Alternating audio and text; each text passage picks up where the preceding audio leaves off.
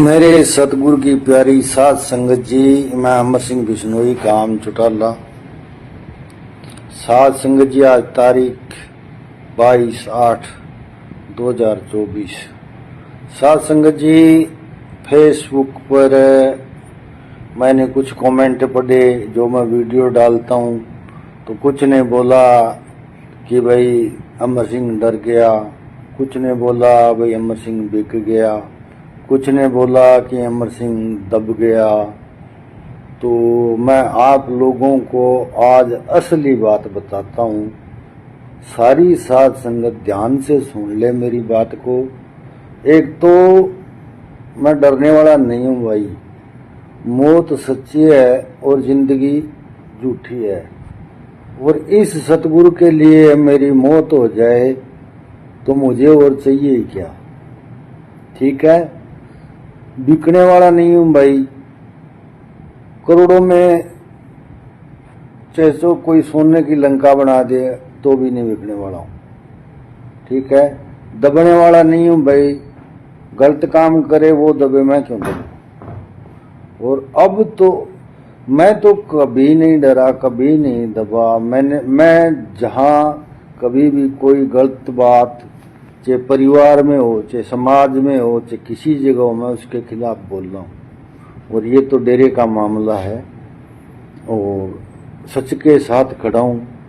मेरे प्रेमी भाइयों, मैं आपको आज एक हकीकत बताना चाहता हूँ कि 5 तारीख को एक सब इंस्पेक्टर मेरे पास आया और उसने मुझे समन दिए। उसमें 5 आदमियों के नाम थे। भाई आपको 6 तारीख को काणावाली एसडीएम के पेश होना है। जब हम वहाँ 6 तारीख को पेश हुए तो टोटल हम 17 आदमी थे। 17 आदमियों पे धारा 751 लगा रखी थी। कोई हमने क्राइम नहीं किया था, वो भी झूठी लगाई थी। तो जब एसडीएम साहब के हम पेश हुए तो एसडीएम साहब बोले कि मैं आपकी जमानत तो यहाँ आकर शाम को ले लूँगा, डीसी साहब आपके साथ मीटिंग करना चाहते हैं।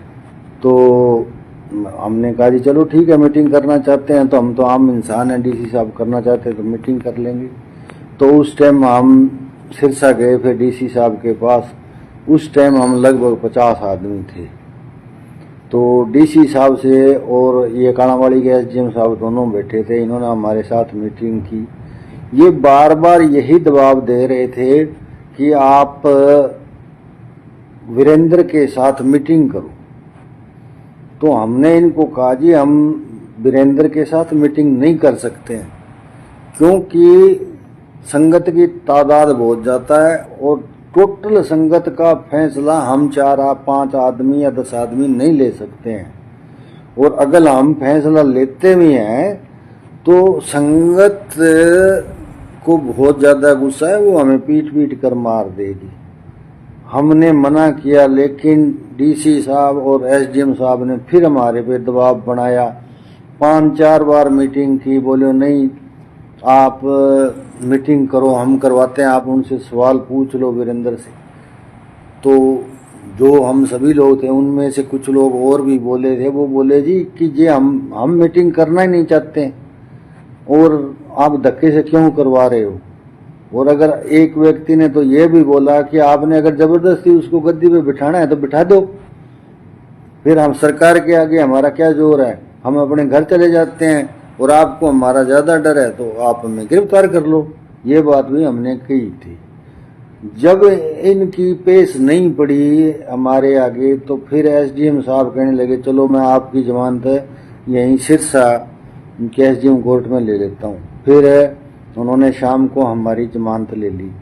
जमानत लेते ही जैसे ही हम वहाँ से निकले तो हमारे को सादी वर्दी में 7 पुलिस कर्मचारी, एक पुलिस की गाड़ी हमारे पीछे लगी और बड़ा गुड़ा के पास हमें फिर से गिरफ्तार कर लिया। 5 व्यक्तियों को गिरफ्तार करके काणावाली थाने में ले गए। फिर काणावाली हॉस्पिटल में हमारा डॉक्टरी चेकअप हुआ, मेडिकल करवाया गया और घर पे सूचना दी गई कि हम काणावाली थाने में हैं।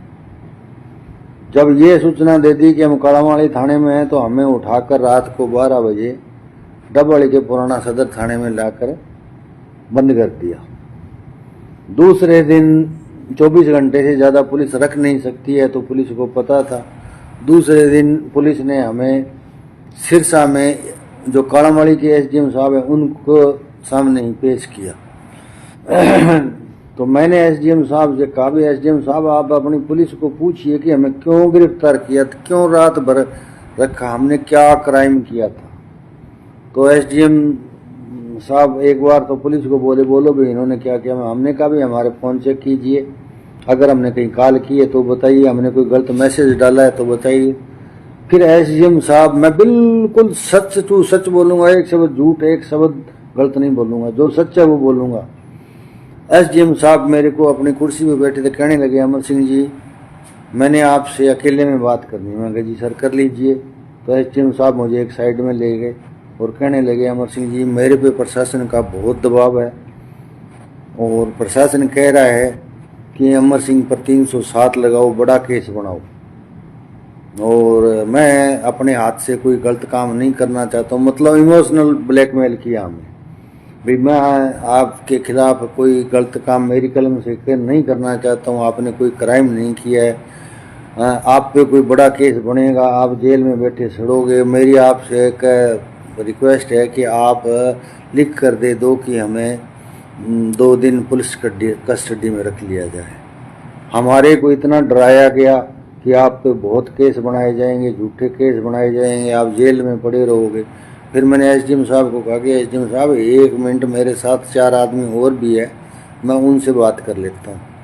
तो मैंने जब उनसे बात की तो वो चारों भी कहने लगे, यार प्रशासन के आगे अपना कोई जोर नहीं है, अब अगर हमने जमानत करा ली तो ये फिर पकड़ेंगे, और चलो ये कहता है तो भाई हम लिख देते हैं, मजबूरी है अपनी, भाई आप हमें कस्टडी में रख लो। तो हमसे इन्होंने ज़बरदस्ती मानसिक रूप से मतलब परेशान करके और साइन करवा लिए कि हमें 2 दिन कस्टडी में रखा जाए। फिर इन्होंने एसडीएम कालावाड़ी में जो थे उन्होंने सिरसा से हमें सिरसा जेल भेज दिया। इस प्रकार फिर 2 दिन हम जेल में रहे सिरसा। 9 तारीख को हमारी जमानत हुई, हमने जमानत ली।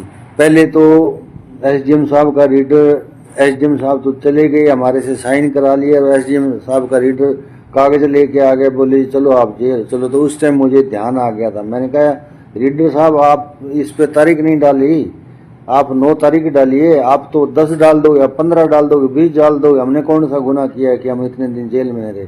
अगर आप ये तारीख नहीं डालते हो तो हम अभी वकील बुलाते हैं, ये जमानत अवेलेबल है, साथ ही क्या उनकी हम जमानत लेंगे इसमें। तो फिर एसडीएम का क्लर्क देखा भाई ये विद्रोह हो जाएगा, तो उसने फटाफट तारीख डाल के ले आया उस कागज पे, भी 9 तारीख आपकी तारीख है। 9 तारीख को 2 दिन हमें जेल में रखा, फिर 9 तारीख को हमें मतलब जमानत दे दी गई। और जमानत देते वक्त ये भी कहा गया कि अब आप अपने घर चुपचाप बैठ जाओ, नहीं आप पर कोई भी बड़ा केस बनाया जा सकता है। इस प्रकार मुझे डराया गया, मुझे धमकाया गया।